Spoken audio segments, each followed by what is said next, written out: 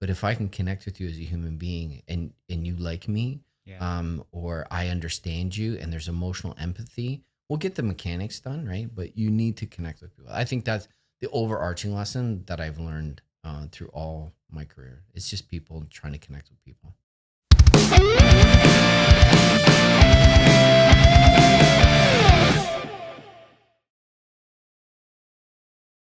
Welcome to the Michael Brooks Show, everyone. I'm here with my good friend, Rich Spence, who's the president of Mortgage Center Canada. Rich, I've known you for quite a long time, and you've had quite a career. You started out as the founder of In Contact. Yep. Then you moved to Benisure Canada. Yep. Then on to Manulife as an AVP, and then 6 years ago into the president of Mortgage Center Canada. Yep. Tell me a little bit about that journey through the different stages of your career, and what are the key turning points in your career that got you to where you are today? Oh, it's good. Well, I kind of stumbled into the whole thing, to be honest. I was a student in school around just before the dot-com bust, so late 90s. Yeah. And I had a little website development firm. And so we built websites for brokers and for businesses. Yeah. And I was part of a local BNI. Okay. You know, those breakfast networking groups where, once a month Yeah. you go and you try to strum up business, right? And Yeah. I met a mortgage broker at that breakfast, and he had a database of clients, and he said, "Hey, can you help me write maturity letters and closing letters to my database of clients?" And so I had a buddy who was at Waterloo, and he did computer programming. So him and I built this software for this one mortgage broker No way. in Stony Creek, Ontario, and so we built it for him, and then he turned to me and said, "Hey, do you want to go in business together?" And that's how I kind of stumbled into No the way. mortgage industry, right? I didn't study finance. I didn't study mortgages. I just met this mortgage broker. We built a really cool piece of software for this guy. Right on. And then and then from there, it was just like the entrepreneurial grind, right? I ran that company for 12 years. Went across the country, I feel like 1,000 times. Yeah. We were the number one CRM in the country. No way. And we had 7,000 mortgage brokers at one time using our software. Yeah. So it was a commanding market share. Yeah. But one lesson I learned in that whole thing is just because you have 100% market share doesn't mean you're making any money.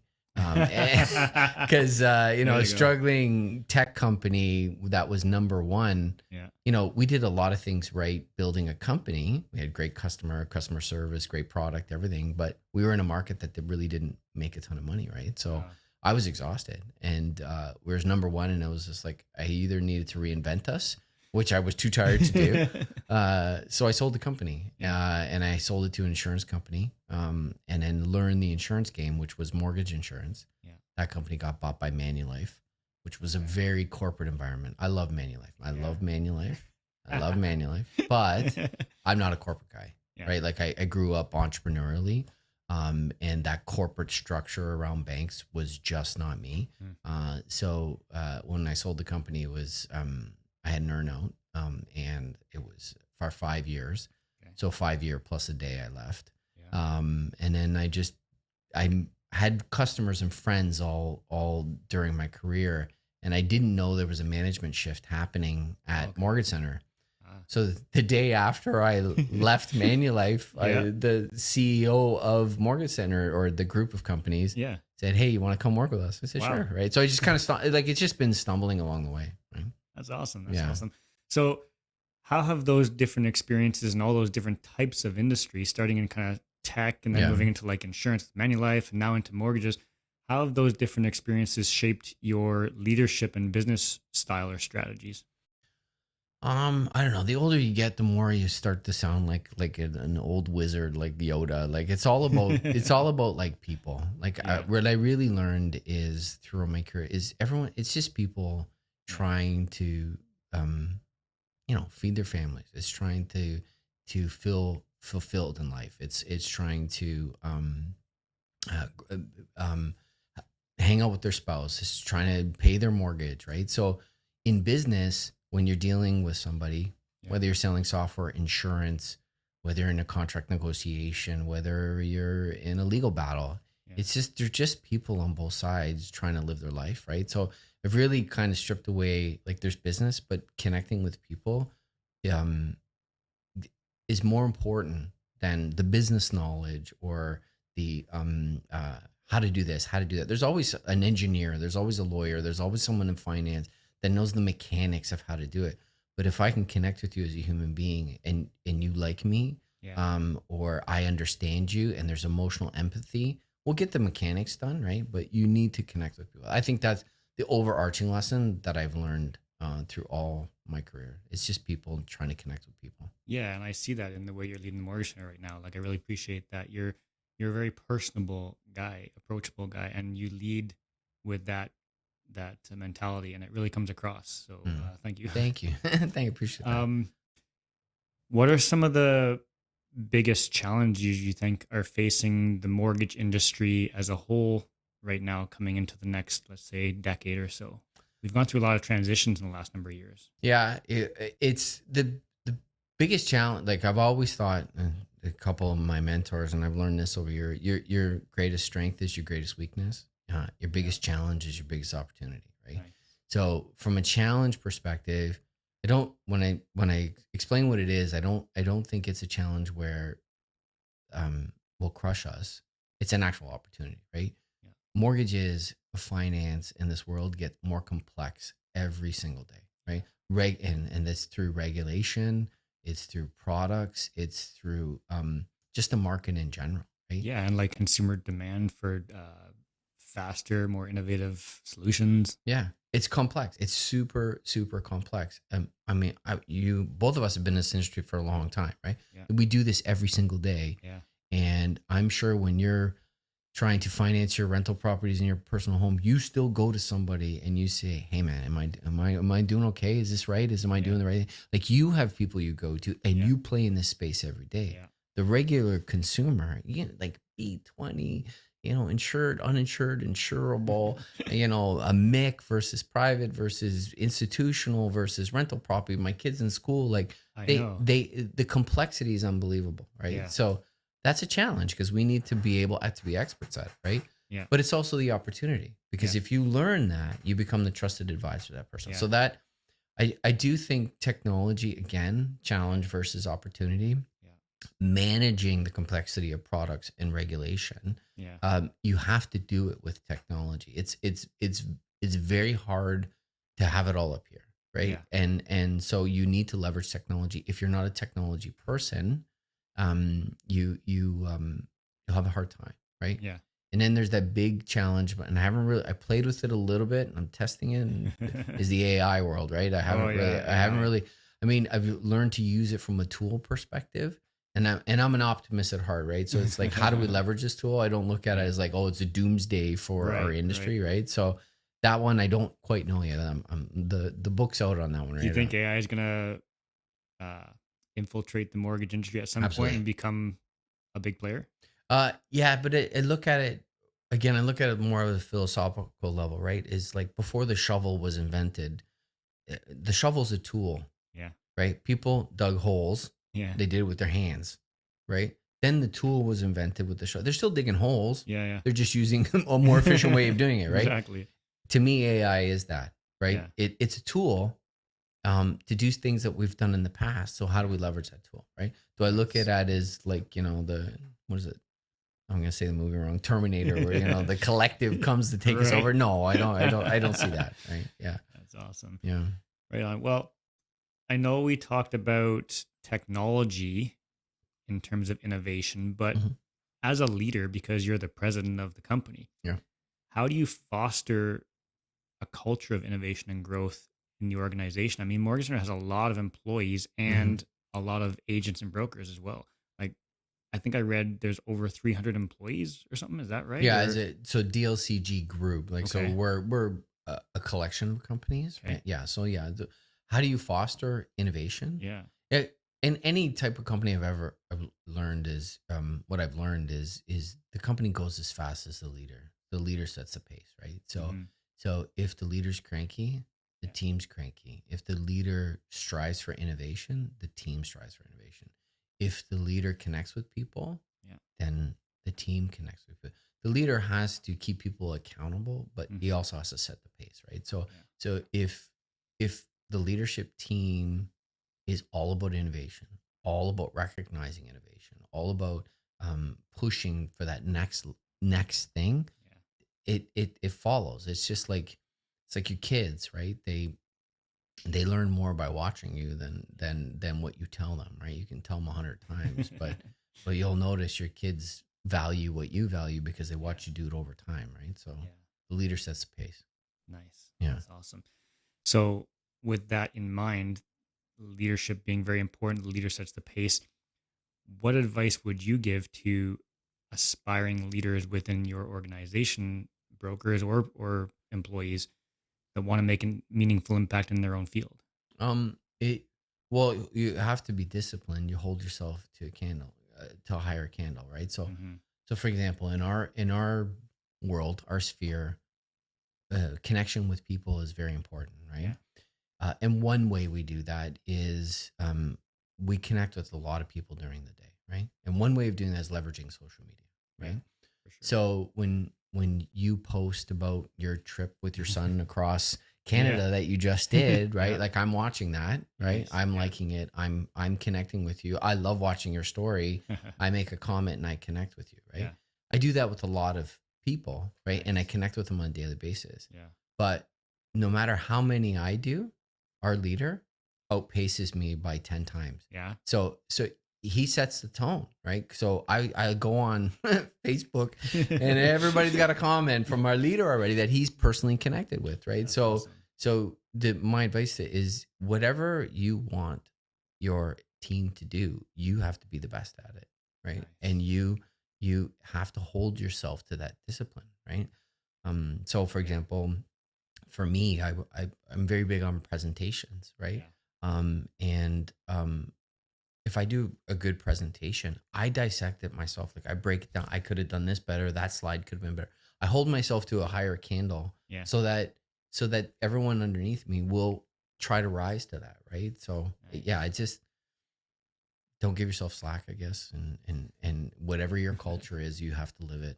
You can't tell people, you have to live it yourself. So you have to define the culture. Oh yeah, absolutely. Yeah. And that's another thing. The larger your organizations get, the leader's job is two things: define the culture and get the right people. You cannot, you can influence an entire organization Yeah. by having the right culture and the right people. Yeah. You're not gonna get into the weeds on daily operations of answering the phones, Yeah. but you have to put the right leadership in that the culture and what you're trying to make that call center do has the right leader setting the tone. So again, the higher you up, culture and the right people is the only true influence you're gonna have. Yeah. Right? So do you feel, I know DLC Group has the three companies. Yeah. Do you feel that that's kind of what sets the mortgage center division apart? Is that culture? Because I see it is definitely a different mindset, a different Yep. culture in mortgage center versus the other two divisions. Yeah, it's funny in the mortgage industry, and and not everybody's watching this is in the mortgage industry, but you could probably walk into an industry conference room and spend 30 minutes and go, that's those guys there are mortgage center. That group over there is DLC, Yeah. and that group over there is MA because Yeah. it is culture, right? Yeah. You're gravitated towards it, Yeah. right? And you see it. Yeah, and you definitely see it, right? And that's the point, right? Is you set a culture and your tribe that you've created attracts more of that tribe, right? Yeah.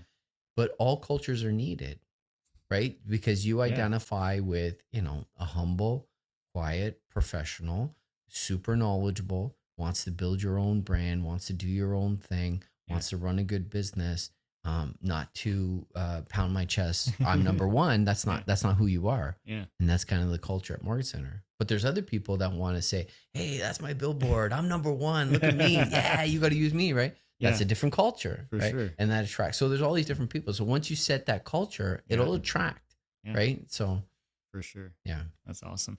Well, being in the positions you've been over the years and now even as mortgage center president, Mm. I'm sure you've come across some instances where you've had to make some difficult decisions. Hmm. How do you handle difficult decisions, particularly those that can significantly impact the organization? Again, because you're in charge of quite a number of people, Yeah. right?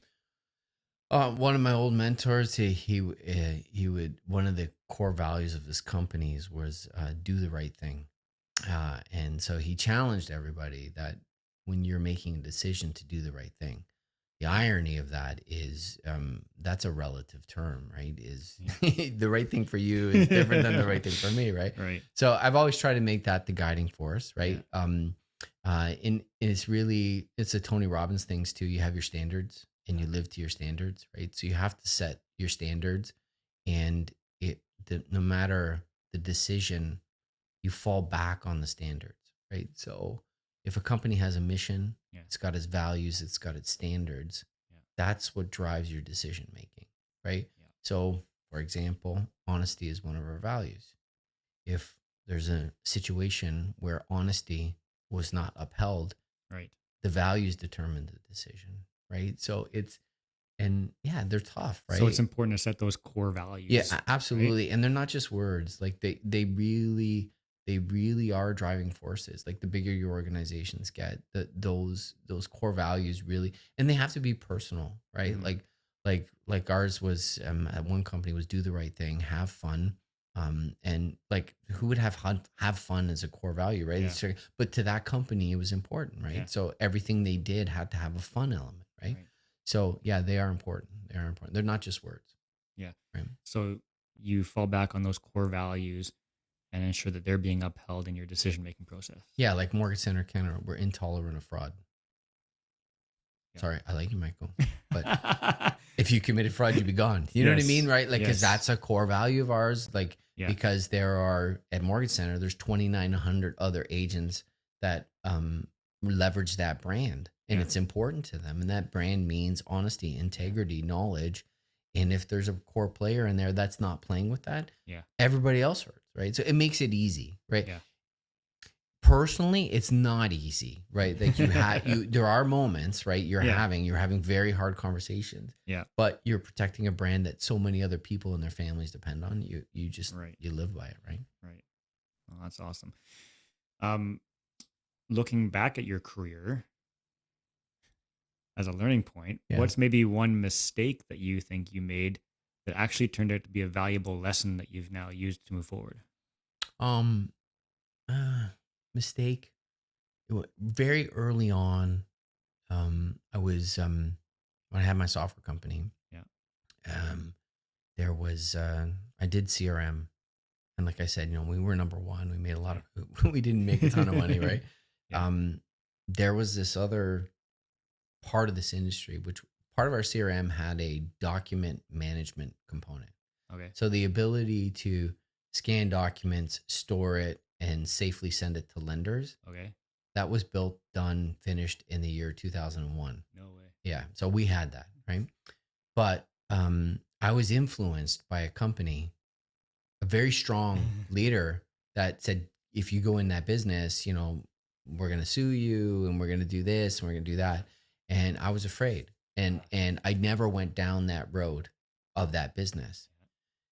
So my company, so there was two, so another company started. Yeah. That company sold for about $22 million around document management. And when mine sold, it was nowhere near $22 million. You know what I mean? Right? So Yeah. what I learned is people are just people, Yeah. right? And it was, so now when I go into a situation, I'm not bullied like I used to be, right? And you know, I'm always looking to the reason why behind somebody saying what they're saying, right? It's just not on the surface. So I take my time a little bit, right? The louder somebody is, the more aggressive they are, Yeah. you're actually winning, right? Like you have to realize that if somebody's calm and quiet, I'd worry about it a little bit. But if somebody's coming hot at you and loud, I've learned that they're afraid of something you have, right? So just take a minute to don't cower under that hot and heavy, right? So that was an expensive mistakes, but I've never,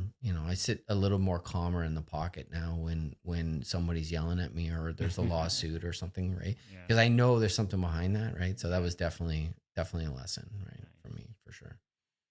Now, we've both had mentors in our life, different mentors over time. I know you talked about a bunch. Yeah. Who has been the most significant mentor or influence in your life, and what lessons have you learned from them? Um, uh, I would say I had three, Yeah, right? And I had them in the right order. that's good. So yeah, so the first one believed in me, the second one tested me, Okay. and then the third one just let me go as fast as I can, right? Huh. Right. So the first one, when you were young, Yeah. and as you get older, you realize you see these young people, they're so full of power and knowledge and energy and It's youth. crazy, And right? it's just like you look at them and go, oh my God, right? But that phrase of, youth is wasted on the youth, Yeah. right? Like at that time, I had an older mentor that believed in me Yeah. and, my doubts, and he kind of channeled my energy, and we built a great company, right? Yeah. And then when I was done with that, is I was cocky because I sold my company. I was young, Yeah. right? And I thought, okay, I know what the hell I'm doing, right? Yeah. Then I had the next mentor who basically did open heart surgery on me, threw me the string and the needle and said, sew yourself back up, right? And Nice. that was a test, Yeah. right? And I needed that, right? Because if I would have went my whole career as cocky and I know everything, Yeah.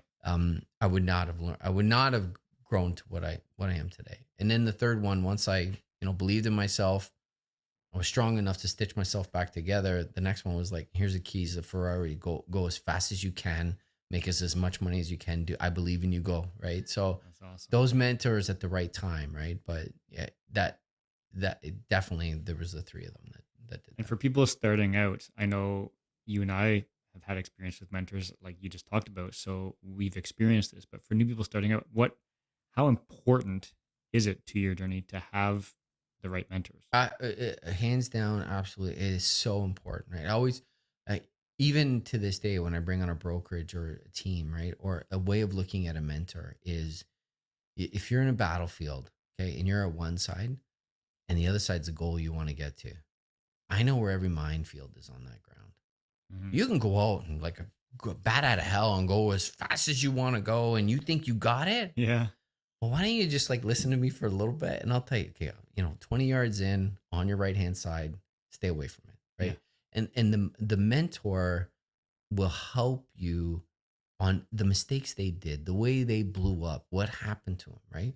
Like, for example, if I had a mentor sitting beside me when that executive was yelling at me about going into document management, that Yeah. mentor would have said, okay, we'll see you later, right? Yeah. And we could have been down a different road, right? Right. So it is so important, right?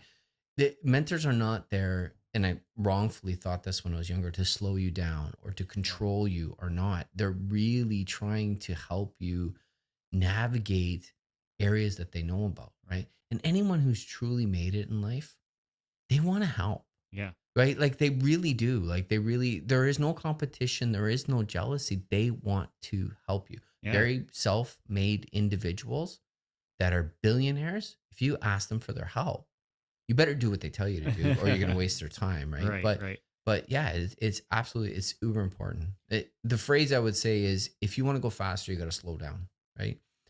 It's And funny you say that because that's a saying we used to do in racing. yeah, You gotta go slow to go fast. yeah, and it sounds counterintuitive, but it's not, right? Yeah. The mentor is going to slow you down slightly, but you're not going to make the mistake that they did, right? Yeah. So yeah, and sometimes you all live a mentor, like you'll get to a certain spot, Yep. right? Yep.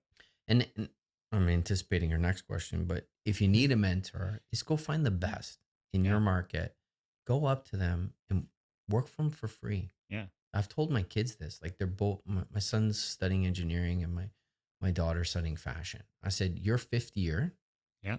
is go be an intern with the best in the industry. Like Yeah. go offer yours to work for free, because that will be more of an education than school, right? So if you need a Yeah. mentor, go find somebody. They will give you everything because they like it, right? They Yeah. want to have those conversations, right? Yeah. And I think the mentorship role, like, that's what's so important that people don't understand about mentorship, right? People tend to have a more self-absorbed or arrogant attitude about themselves. I don't need a mentor. Mhm. Whereas getting a mentor kind of humbles you because you should never be the most important person in the room. If you are, you're in the wrong room. You should Absolutely. always be in rooms with people that are above you and can teach you things and lead you and mentor you.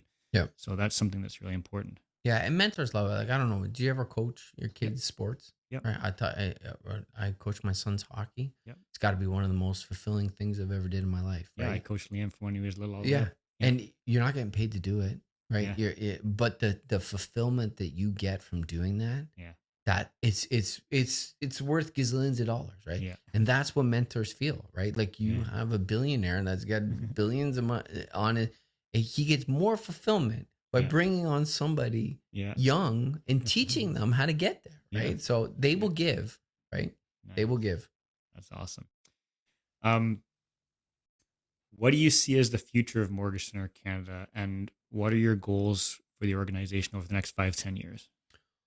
So, I mean, our driving force every day, our purpose is to help entrepreneurs who've chosen the mortgage industry as where they want to be entrepreneurs, Yeah. is to help them win, right? And that is helping navigate all of the things that come at you, right? Mortgage Center's job is like our mortgage professionals. You know how to underwrite a deal better than I do, right? It's not to teach you how to underwrite a deal or do a better mortgage. Yeah. It's to help you run a business in the mortgage industry, right?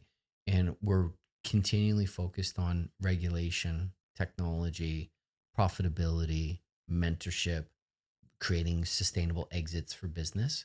So we continue to do those parts of your world, Yeah. so that you help you run a business, right? So leveraging the AI, Yeah. helping with AML and FinTrack, helping with Yeah. Ontario regulations around suitability studies, stuff like that, right? Yeah. So we're helping you build the building blocks of your business today, so that when you want to exit at 60, you have a sellable business, and teaching Yeah. you how to do that, right? So our real focus and our purpose every day is to help our entrepreneurs succeed in the mortgage industry. Yeah. And we'll continue to do that in those areas. Nice. And I see that's one of the things that separates Mortgage Center is it's much more entrepreneurial focused. Yes. Right. I see that in the different cultures. So that's really cool. Yeah, like ours is I always explain it is, if you want to run a mortgage business and pay for advertising and your commercials on TV on Saturdays, and there's a billboard, and you say, "Hey, that's my company." You go to one brand, right? Yeah. If you want to run your own business, but you need the support to run your business, Mortgage Center's where you come. We support you, right? Yeah. If you don't care about any of that and you just want to do deals and put your head down, there's another company for you, right? So There you go. yeah. There you go. Right on.